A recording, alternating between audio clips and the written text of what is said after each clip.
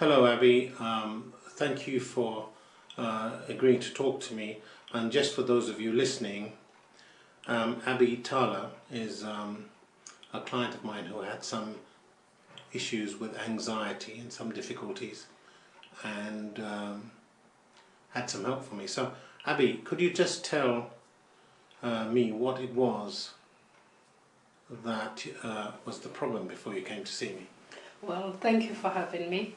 The problem I had was in relation with anxiety, which was a constant state of mind that I was in, regardless of what I do. It could be just me cooking or me having to go out, and the way it would manifest itself is with strong palpitations, and I'll be shaking, and I'll be in a state where my body will shut down, and I would have quite a few panic attacks as a consequence of that state of mind.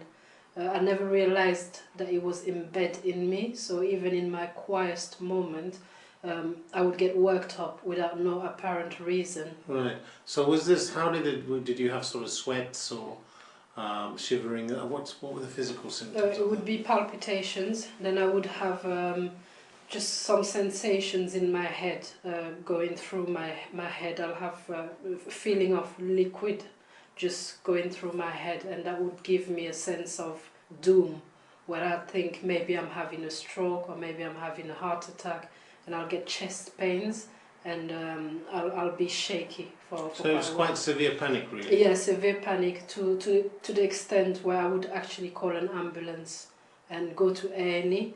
And by the time I'm seen in A&E, everything would have come down, and I'll feel a little bit embarrassed. Yeah, it doesn't say much for A&E because Yes. sometimes that takes a long time in Yes, A&E. yeah. Okay, so how did it affect your work and your ability to work? Difficult to concentrate at work.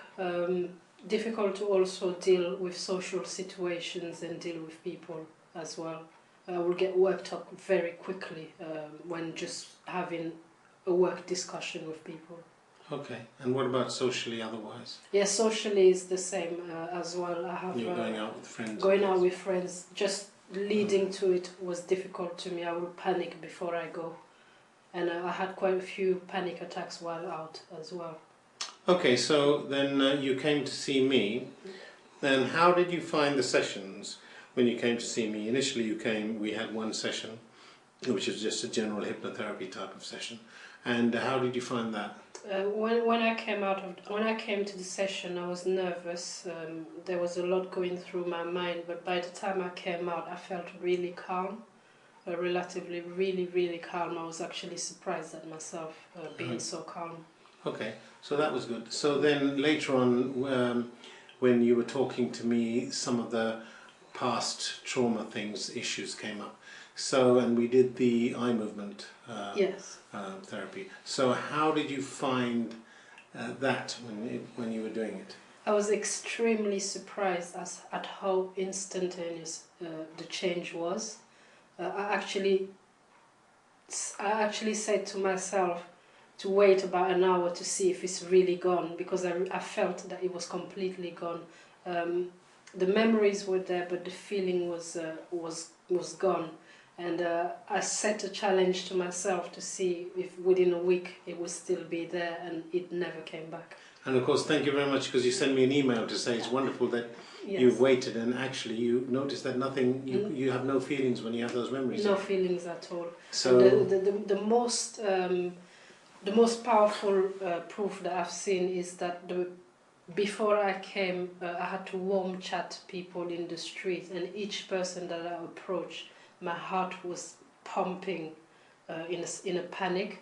And after the session, I've done the same exercise, and I was able to speak to strangers without having that palpitation going on, and very comfortably. Even on the bus home, I spoke to a lady, which I didn't know, just to see if it was working, and it did work.